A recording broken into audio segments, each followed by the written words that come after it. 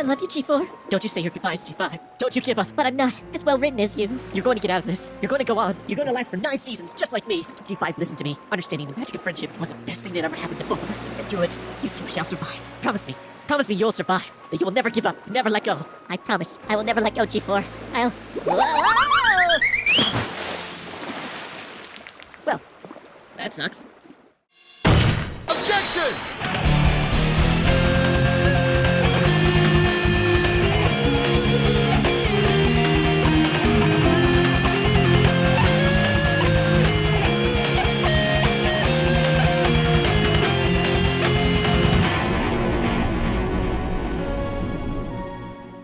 When I started watching Friendship is Magic, I was just blown away at how well the writing was, especially for a kids show. I enjoyed the 3-dimensional characters, and even the secondary and background characters. As the seasons went on, I got more into the deep lore that was established within the world of Equestria, and how the characters would interact with every creature and location they would visit. The stories and themes of friendship would be executed in various and clever ways that anyone of any age could enjoy. Sure, the show had its low points, but overall the show's creators treated their product with such reverence and care. And look at the results. 9 seasons, 200 plus episodes, and so much more. Many shows struggle to even survive a single season, let alone 9. And despite G4 ending over 2 years ago, the fandom continues to thrive. Maybe not as much as its heyday, but Friendship is Magic is a phenomenon that will live on forever. And then there's G5, which is struggling to stay alive. I had problems with the movie, but I still enjoyed it, and it's the best thing this generation has yet to produce. After that, the comics were the only thing that were good, and even then, the quality is starting to go downhill. Tell Your Tale is its own cute short slice of life, and it does that just fine, but it's nothing that could sustain the generation. Then there's the actual series of Make Your Mark, which has been okay at best. It's not a complete failure, as there are interesting elements the story has established, but the way the overall stories and characters are executed, it just doesn't have that much of an impact as G4 had. Thus is the purpose of today's video. We're going to discuss 10 things that G5 needs to do to survive and thrive like its predecessor. Now, these elements will be in no particular order, so let's begin.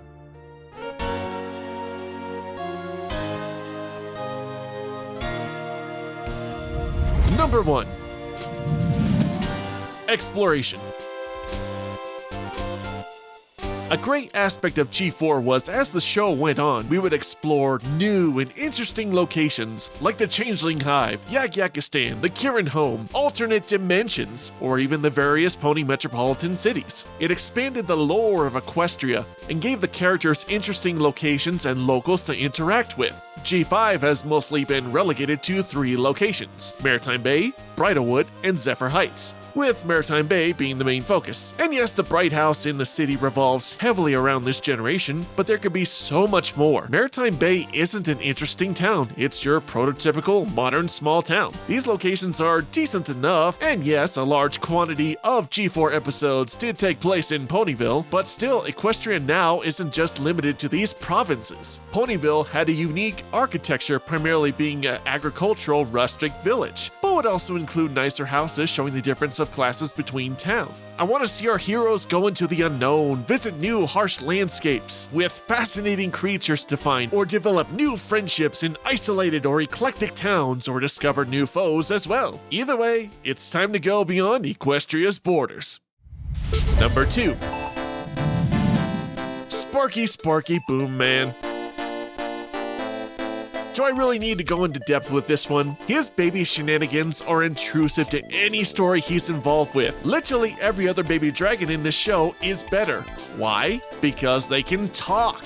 Even the G3 Spike that was hatched from an egg could immediately talk. Okay, fine, he was hatched after 1,000 years, but that's beside the point. G4 Spike was a baby dragon, but because he could communicate, he was able to absorb and learn lessons through his friends and his own adventures. He was loyal, kind, a bit selfish at times due to his personal and dragon nature, with his self-interest getting him into trouble often, but showed more maturity as time went on. Sparky Boom Man is a baby dragon. There's no chance for character development, no opportunities for any kind of growth. Bottom line, he needs to be aged fast. Otherwise, his involvement with the show will continue to be nothing but annoying distractions and shenanigans. Number 3. OPALINE, a true villain threat. I hate this villain. It is astounding that literally every single aspect about her is just awful. And forgive me for retreading these issues once again. The color palette is dreadful. The clashing pink and purple hues against her bright mane and the sparkly eyeshadow, it just, ugh. It's hard for me to watch her every time she's on screen. And her magical abilities are not clearly defined. I know she needs Dragonfire to return to full power, but nothing else is clear. She can do telekinesis just fine, but does she have any other limitations? And of course, she also has this weird enchanted cauldron that can seemingly generate any item she desires. Again, why not a gun? But the real problem is that she is so bland. Every scene with her can be summed up with, "Mwahaha, I am evil, and the Dragonfire shall soon be mine, and curse Twilight Sparkle, mwahaha, blah blah blah." In G4, pretty much every single villain was amazing and memorable. You had the eccentric and over-the-top nature of Discord, the intimidating and powerful Tyrek, the cunning of Chrysalis, and even Starlight Glimmer almost started Fallout Equestria.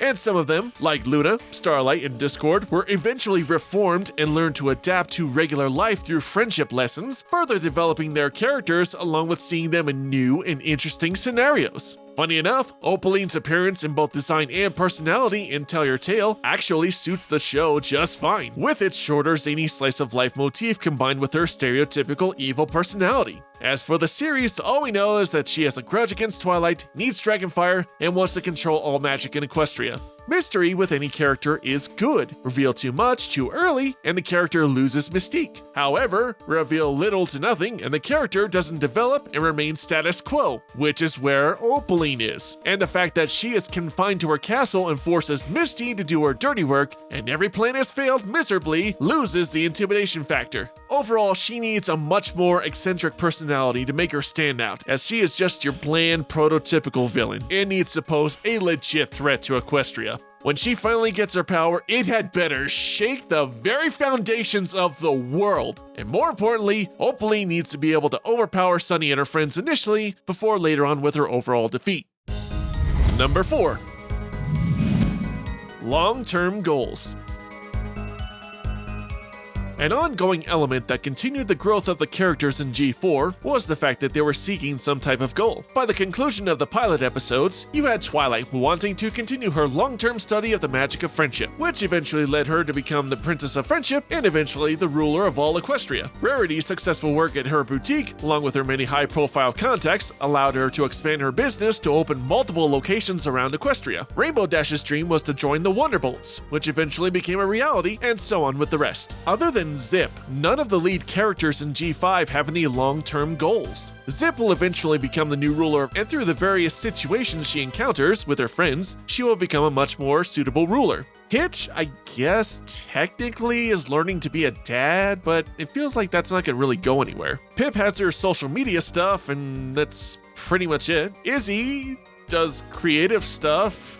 Sunny had learning about her alicorn powers, but that was pretty much concluded in Alicant, and is now just content with running her smoothie stand. There is still potential. For example, instead of Pip doing social media for fun to maintain popularity, she could use it for philanthropic purposes, like to promote various charities and even begin a charitable organization and help out Equestria in various ways. Hitch, either during or after the conflict with OPALINE, could go from sheriff to starting a royal guard service to protect Maritime Bay and soon all of Equestria. Izzy could expand her creative practice to opening up interactive or art display galleries to give starving artists a vehicle for exposure. Sunny, quite simply, could continue learning about the secrets of old Equestria, the magic of the Bright House, and continue her alicorn training. Whatever their path, they all need some long-term goals to ensure their longevity. Number 5. Misty joins the main cast. Other than Zip, Misty is my favorite character on the show. She's adorable, quirky, funny, manic, and just has a great design and voice. And as we've seen, she would fit perfectly with our eclectic leads. Whether or not OPALINE is reformed, I could care less, but reforming Misty and completing this generation's main six would be the capstone to the group dynamic. And she has so much potential about learning about the true past of Equestria, I can only hope the creators have planned her to join the main characters, as the worst thing they could do is just dismiss her after the OPALINE conflict and never be seen again. Here's hoping we get our new main six soon. Number 6. Developing G5 lore. So, despite all the questionable aspects about G4 lore that was brought up in the new generation movie, I do applaud the creators attempting to connect the generations together in the same continuity, which has yielded mixed results. G5 is unfortunately, or fortunately, depending on how you view it, handicapped by the elements established in G4, and has been basing its overall storytelling around G4 lore. And that's fine as a jumping off point, but eventually the current show has to delve into its own lore. It's been years since the time of Princess Twilight, and many things have changed since then. What's the history of Bridalwood, and Zephyr Heights, or even Maritime Bay? The entirety of G4 was never visited, and thus has many lands that could hold hidden secrets and dangers that the original main six could never go to or find. So why not make that an element of G5? Show us world building in current Equestria. Stop entirely relying on the old, and develop lore that is interesting and original in this current new world. Number 7. Fix HITCH's personality. Now, I originally brought this up in my review of Make Your Mark Chapter 1, and it needs readdressing. If you compare Hitch to how he was in the new generation movie to how he is like in the series, he's completely different. In the movie, he was brave, loyal, and would stand up to any pony to uphold the law, even his own friends. And the humor came from how seriously he took his role of law enforcement. In the series, he's unsure, anxious, and is ambivalent whenever any sort of conflict arises. And I hate to repeat a bit, but it needs to be seen. I can't keep associating with some pony who breaks every rule and causes chaos wherever she goes. I'm the sheriff! Let's order fries from 3 different diners and then decide which ones are the best. Or maybe a puzzle. The law is the law, Sonny, and I'm here to uphold it. My little buddy has some sort of magic touch. I call it Sparky Spark. All of his stuff goes viral. All of that pony unity stuff was just a foal's bedtime story made up by your dad. Is magic allowed on the beach, Sheriff Hitch? It's not allowed. Hey, that's a violation of Code 33. My lantern is missing, but I think I have a way to track it down. Ooh, is it Detective Zip? Because she's great at solving mysteries. One of these things is not like the other things. One of these things just doesn't belong. Enough said, on to the next one. Number 8. Tell your tale and make your mark, separate canon. You ever wonder in Make Your Mark where Zip got her cool cyber visor, or how she and Izzy build an aircraft? Well, if you want to know, all you have to do is watch those particular episodes of Tell Your Tale. Now, I've been watching both, so I know how everything came to be, but many fans aren't watching the Tell Your Tale series, thus, when these elements or other plot points that were originally established in the YouTube series suddenly appear in the actual series, it leaves the viewers confused where it came from, because the characters act like this is something that's been thoroughly established in the main series, when it obviously has not. Tell Your Tale can keep its shorter format with lessons and whatnot, but the actual Make Your Mark series should be the one establishing important canon elements that play off in the overall story. Number 9. Sprout the new Starlight. So remember after the whole altercation with Starlight Glimmer and how she became friends with the main six and would routinely show up in more episodes as the series went on, with Twilight even taking her on as an apprentice? Well, do something similar with Sprout. After the movie, he's basically been forgotten except for the occasional appearance here and there. I'm assuming he's been a casualty of the writing staff attempting to make G4 and G5 lore make sense with him being written off to focus on OPALINE and Misty, and his lack of presence just feels odd. But there is still potential. Again, like Starlight, have him in an episode every once in a while, interacting with the main cast, learning friendship lessons and whatnot. And here's a great idea. Like Starlight and Trixie, 2 former antagonists, have Sprout strike up a friendship with Misty. 2 awkward ponies seeing their folly in one another's previous devious exploits and attempt to grow as more mature characters. Or even have Sunny and Hitch take on Sprout as an apprentice to better harness his Earth pony magic. Maybe eventually even earning enough respect and trust to join law enforcement once again. There are so many possibilities to not give up on the guy, and I hope he comes back. Number 10. Writing and pacing. So it's no secret that G5 doesn't have the most clever writing and dialogue, especially when compared to G4. One of the factors is that the animation of Friendship is Magic was much snappier and exaggerated, allowing for unique poses, and the movements making the pacing feel much more faster than it actually was. G5 utilizes CG and has a more quote-unquote realistic feel to the characters' movements and environment. Sure, expressions are exaggerated at times, but it doesn't quite have the speed of G4, and thus has to rely on its writing to carry scenes. Tell Your Tale's animation works well with its quick movements and colorful palettes. The New Generation movie, despite its issues, I still enjoyed because it had a number of great comedic moments, catchy songs, and the CG was quite good. Everything afterwards has gone downhill. There's so much superfluous dialogue and scenes in the Make Your Mark series that it just drags the stories, killing the pacing of every episode. Now, that's not to say there aren't good moments in this series, there are several, but these are small fragments of good writing that are compacted into 22 or 44 minutes of uninspired dialogue and drawn-out scenes that does not equal entertainment. Even in the worst episodes of Friendship is Magic, I could find at least 1 or 2 moments where I laughed.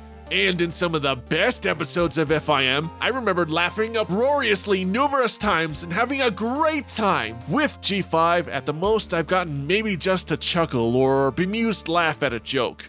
Bottom line, have interactions and dialogue more engaging and cut out the superfluous scenes to improve the overall product. And that's about it, guys. Sure, there are other minor nitpicky items I could address, but until these major problems are addressed, things aren't going to change. And I know that really none of this is going to happen, and I'm basically just speaking my issues into an echo chamber. But one only hopes that the creators really start to improve their craft for G5. Otherwise, this ship is going to sink fast. But what do you guys think? Do you agree with my assessments, or do you have other legitimate ideas that G5 could do to improve itself? Let me know in the comments below. Well, that's it for today, guys. Until next time, MC out!